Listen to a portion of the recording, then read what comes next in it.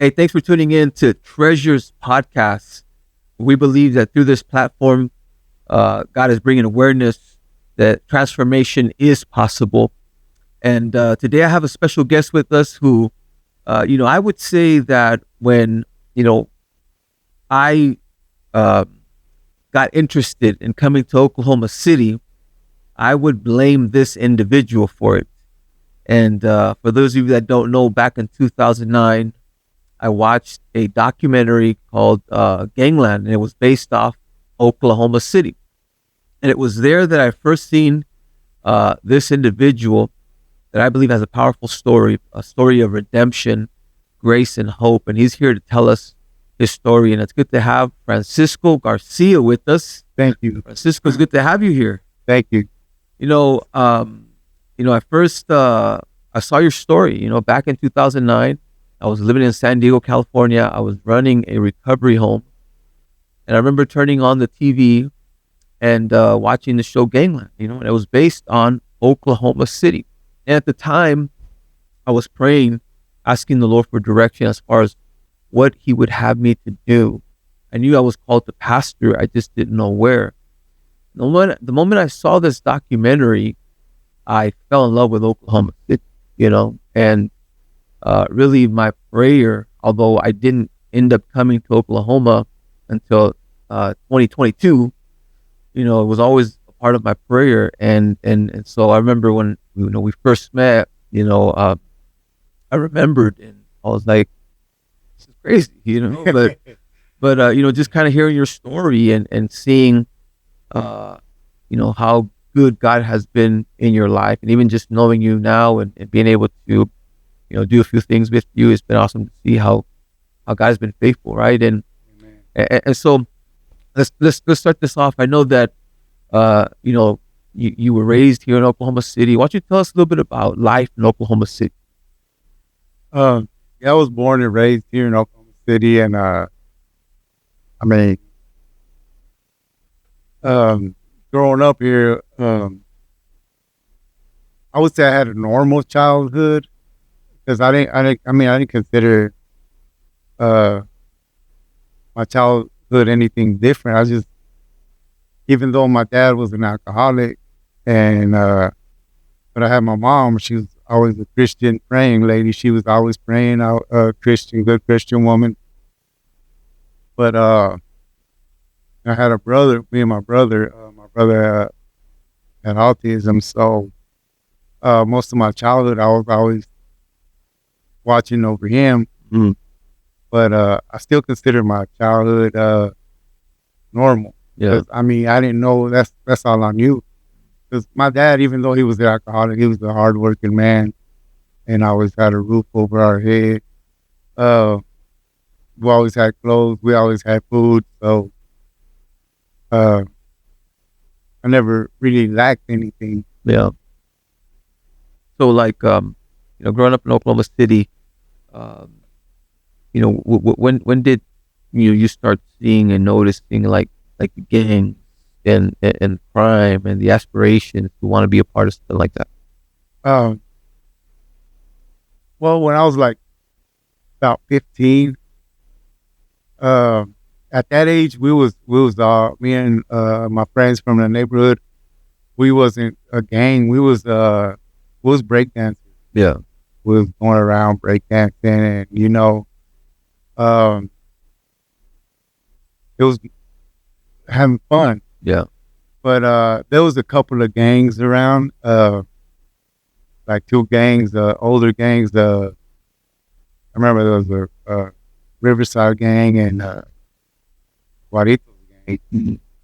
So I didn't ever think I was gonna join a gang, but the way it happened in my case was that when I was 15, my dad had bought me a car. I had a Cutlass. I loved that car, and I always kept it clean. And one day we was at a Halloween party and we was over there breakdancing and doing what we do. Mm-hmm.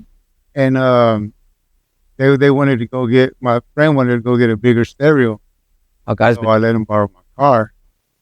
So And it, him and a couple of guys from the party went to get the stereo, and they when he came back, uh, he was all bloody, and we was thinking it was a joke. I'm like, I mean, we was laughing. yeah, Like it's a Halloween joke. He's got fake blood, and then he started throwing stuff, and I think he was serious. And he said, "They messed up your car."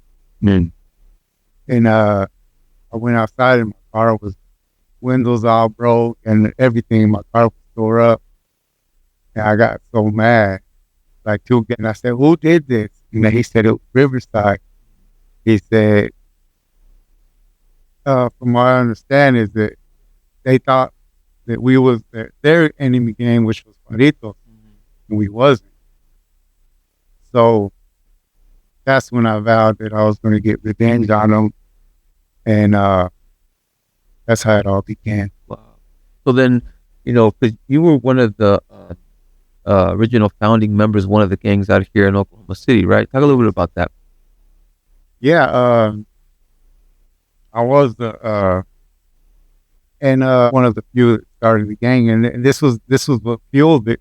Yeah. And really, there was some guys from the neighborhood, and everybody used to hang out at this little store, play video games on 23rd and Central. That's where it all originated from, and this gang kept coming around and starting trouble. So we're like, man, let's just get together and start our own gang. So, Yeah. we ended up calling it Gran Barrio Central was the street. It was GBC. The street was 23rd Street. So that's the number we used, 23rd, because that's where we used to hang out in the corner. Mm. And that's how we started gang. Did you ever think that it would turn into something big, like it did? No, No. I actually thought, at first it was just more of protection. Yeah. Like from them coming into our neighborhood and bullying us. So I didn't ever think it was gonna continue this long. Yeah. I've been out of it for years, and they're still gone, and people are still out there dying and killing over this. But yeah, I really never thought that it would grow to something so big. Yeah. So you start this gang, and I could just imagine the trouble that it just brought with having to fight, having to protect yourself. But you ended up going to prison, right? Yeah. Talk a little bit about that. Well, the first time I got in trouble, I actually went to juvie. I ended up shooting one of the guys from this gang, this Riverside gang. I went to juvenile. Well, that was the first time that I went. Yeah, I was like 17 years old. And how long were you there? Maybe months. What? And then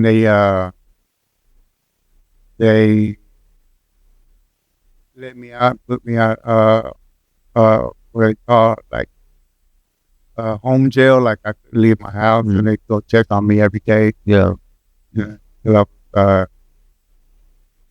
I'd have people just check on me all the time.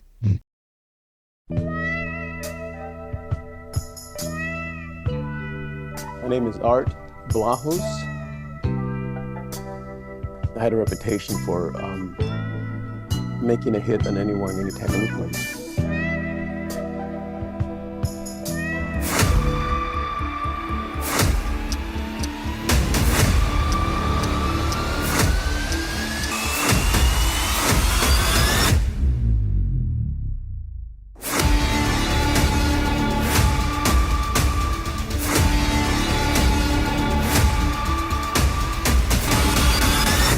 Loving you is wrong. I don't want Now let's talk a little bit about the story that you shared on Gangland. 'Cause I remember when I first saw the documentary.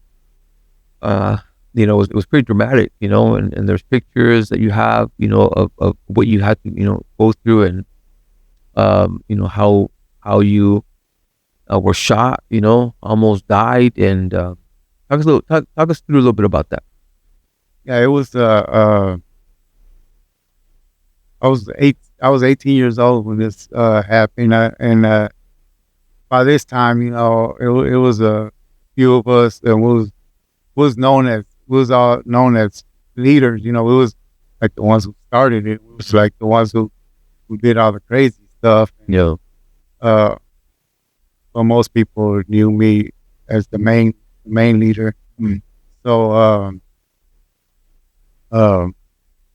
by this time we had other enemies. Another gang called Southside. So that night I was we went to the fair, and it was four of us. We just walked in without paying, just mean mugging everybody, and nobody said nothing to us. So we thought we was untouchable, and Yeah. we thought everybody was scared of us. So we run into this other group, and there was like 10, 15 guys, and we're sitting there talking noise back and forth, and trying to fight, but nothing happened at that moment inside the fair. So we left the fair, and then I went to I stopped by at this gas station to put gas in the car. So I was putting gas in the car, and I seen my homeboys, all three of them, getting out of the car real fast. So I figured it's gonna be another fight. And I looked up, and I just seen some guys running across the street. It was dark, so I could see people running across the street. And then I just seen some guy, and he had his hand out, and I just seen some like fire coming out of his hand, like, and then boom, and then I got hit. I got hit in my ankle, which shattered my bone, and so I didn't have no bone to walk on. So I was bent down and grabbed my leg, and I was cussing, and then I tried to try to get in my car. I was thinking to myself, I'm fixing to run over these guys, but since I didn't have no bone, I just fell. And when I fell, slid, and have my bloody fingerprints all over the car where I slid down. And then seen two of my homeboys took off running, and the guy with the gun took off after them and shot at them. Oh, and then when I hit the ground, I looked, and my other homeboy was under the car protecting himself. So I was gonna try to do that, but at this time I seen the other guy's feet around me, and it was yelling to the guy with the gun, "Here he is, here's Becca, get him." I'm the one they wanted. I was like, Yeah. I was like the prize, they wanted to get me so bad. So the guy with the gun came back around, and right when I was trying to slide under the car, that's when he shot me again. Point blank. And then he reached down again and shot me in my back. Point blank. And then as he took another step, he shot me in the face. And then he took the last step, put it to my head, shot it. And that one scraped the top of my head. But yeah, it left me up there. The whole time you're conscious. I'm conscious. Yeah. Conscious. So they take off, and then what happens? When they take off, this is when I'm just laying there in shock, and I'm like, all I could say out of my breath is, "Oh my God." And then that's when while I'm sitting there with my eyes open, I see a big flashing light, it was like a light just hit my face. And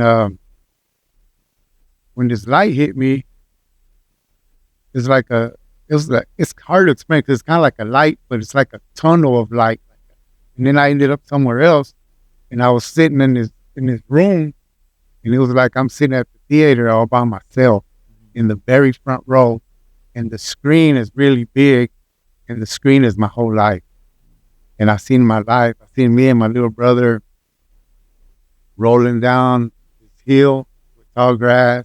We're laughing, looking at each other, rolling down, and that when I see that's all those little bitty kids, and then I start seeing other pictures of my life. I seen my whole life. Like you've seen scenes of your life flashing before you. Right before me. But it was like I was sitting there watching all this, and then I seen when I turned 15 that I was partying. My mom was taking a picture with me. She was hugging me, and it's like different scenes I've seen. And then all of a sudden, all this was rolled back. It was like a film just rolled back, and it's really hard to explain, but it's like, and when it rolled back, I'm laying there on the ground, and my homeboy that was right there under the car, he was slapping me, wake up, and he was just grabbing me and shaking me, And then I asked him, well, later on after all this happened, I had asked him what happened. He said, well, your eyes rolled back. He said, you died. He said, I said, how long was I gone? He said, like 10 seconds. Wow, I've seen my whole life in 10 seconds. But after this, well, right before that, I was trying to tell my mom, but because he was right there now, I was trying to tell my mom that I love her, but I couldn't because I had blood come out of my mouth, and that's when that flashing light hit me, and then that's when the cops showed up, and ambulance, and they was trying to question me, and I was getting me to a hospital. I could barely speak. And when they put me in the ambulance, that's when the two guys that was in there, I told them, please hurry up. And one looked at the other guy and said, I can't believe he's talking. Well, I'm fixing to die. I remember you talking about a dream that would constantly, you would constantly have, right? This dream that it would constantly, you would always have it. And that dream somehow was related to the shooting, right? Yes. Can you talk about that? Yes. As a little kid, I remember this dream. It was a house, and I was playing with a bunch of kids around the house, and this house was lit up. It was like light, like it was so bright. So we were running around playing, and I take off running away from this house, and I'm running, and as I'm running, it's getting darker and darker and darker, and then I'm running into darkness, and I just kept running. And then I run into, as I'm running, I hit something, and I run into, it was this guy with a big knife, like a sickle. He stabbed me at the bottom of my belly button and raised me up.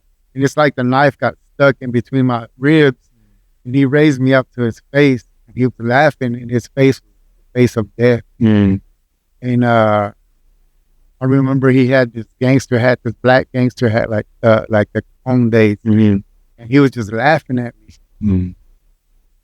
And then I woke up. Yeah. So this goes back to me being raised with my mom around the church, because I grew up in the church with my mom. Yeah. And that's when I realized the house, the bright light was the church. The church. And I was raised there with Yeah. my mom, but I ended up running away from the church, getting away, and got into the streets and darkness and drugs and this and that. Yeah. So that was me running away. So when I run into this guy, which is dead, when he stabbed me and pulled me up, well, now I realize I have that scar from when I got shot. I was from my belly button all the way to my where my ribs meet up. Yeah. And then I remember that whenever and they show me pictures of the scene. There was I had on a black hat that night. One of them Capone black hats. Yeah. It was laying on the ground Wow. next to the blood puddle. Wow. And it was like, this is the same hat that Yeah. Death had. It was right there laying there. I got the scars, and then he was laughing at me. So when I was laying on the ground after I seen that flashing light and seen my life, I was laying on the ground before the cops got there. The guys who shot me in the street, and they was laughing. Wow. It was just laughing, and I remember that guy when he lifted me up with that stick or that knife, he was laughing. So I put all this, I was like, wow, this is the dream I had as a little kid. Yeah. This is what it became a reality. Yeah. You know, that's so powerful because, I've often heard things like that with others, who've also encountered life, death experiences where they came close to dying. And maybe that was the enemy's plan all along.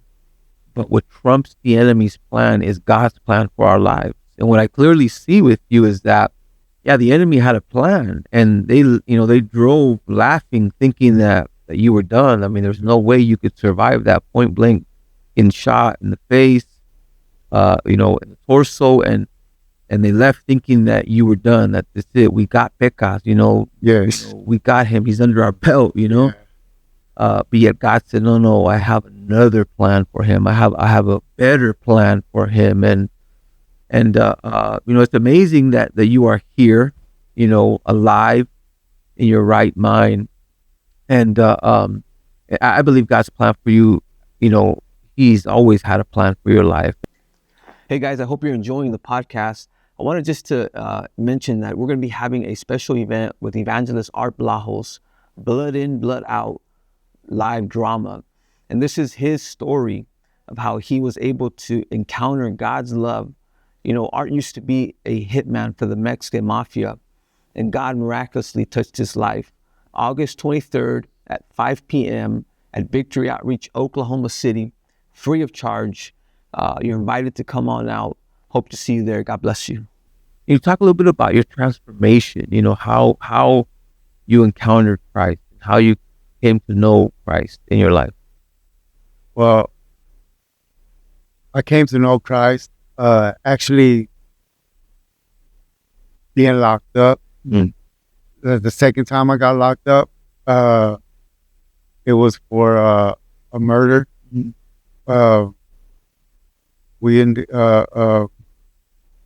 We killed one of the guys from the gang who shot me. So it was like in retaliation.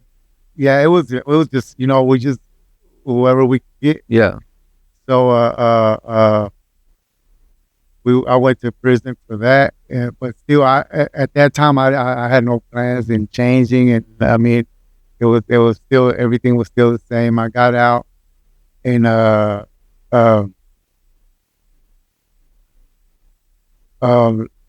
when I was 28, I ended up getting busted for big conspiracy for drugs and stuff like that. So this time it was the feds.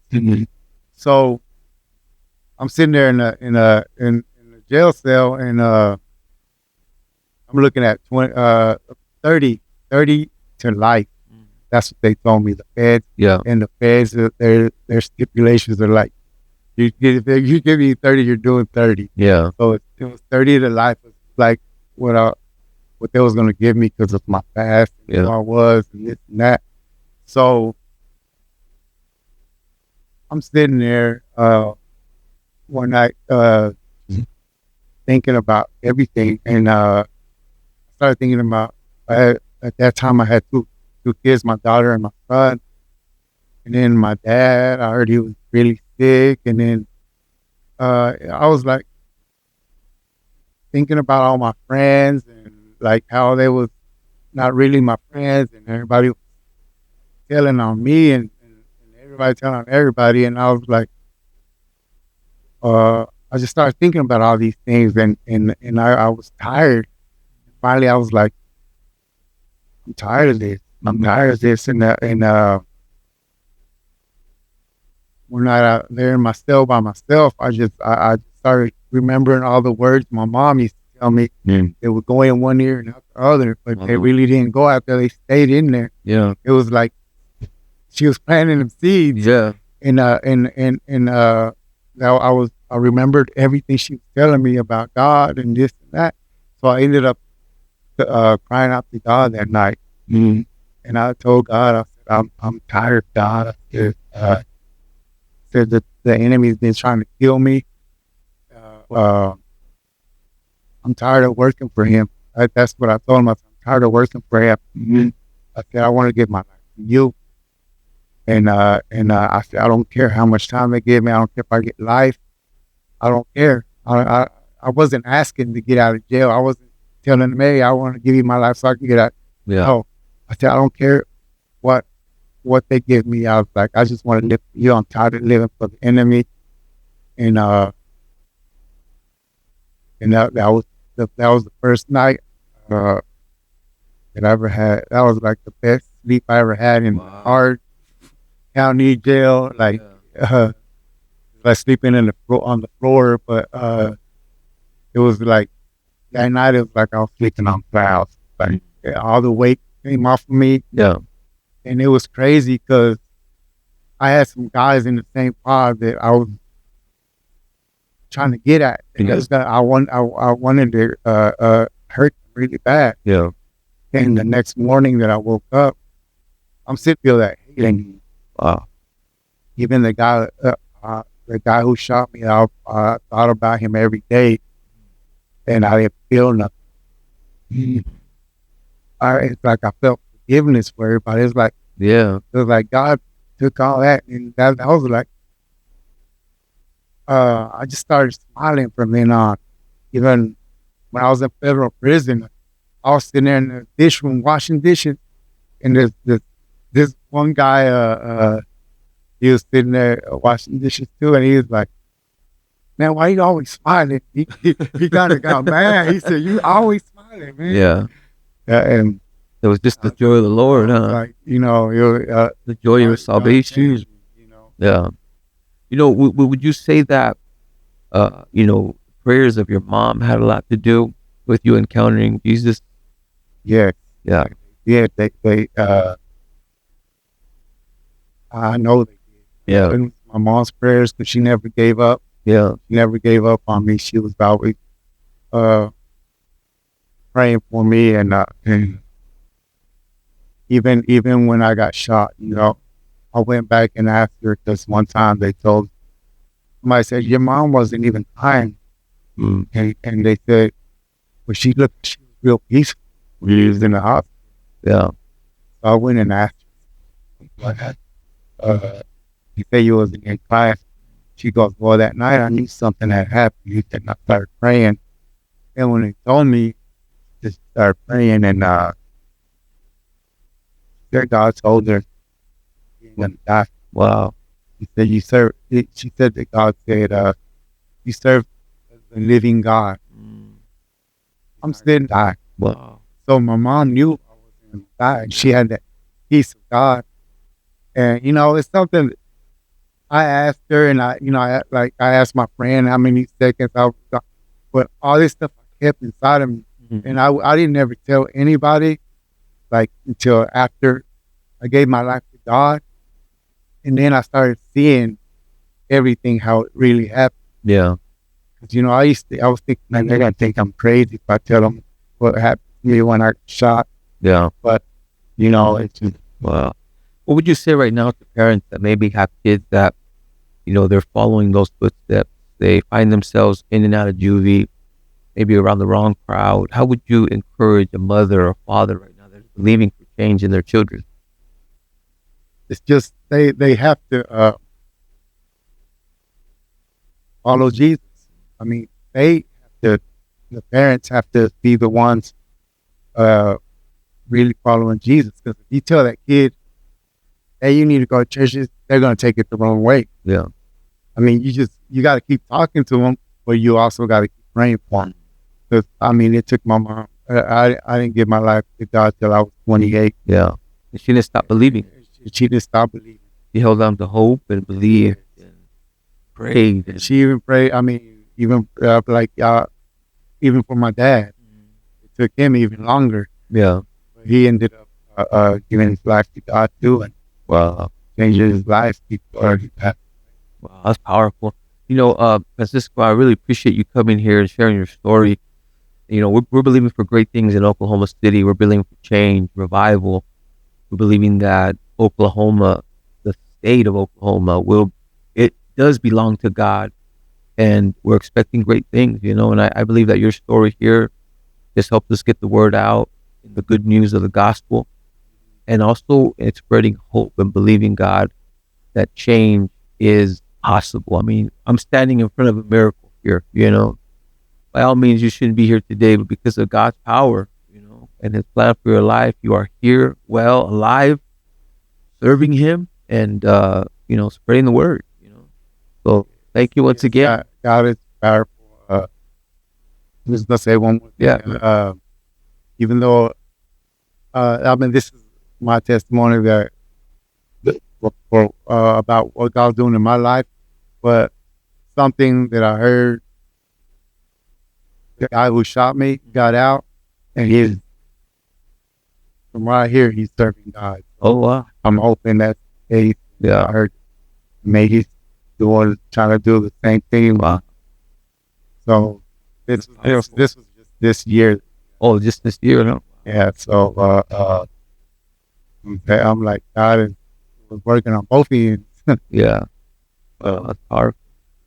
Well, Francisco, thank you for joining us. I want to thank everybody that tuned in to this podcast. We hope you would like it, share it, spread it, comment, and stay tuned for more content. God bless you. God bless you guys. Thank you.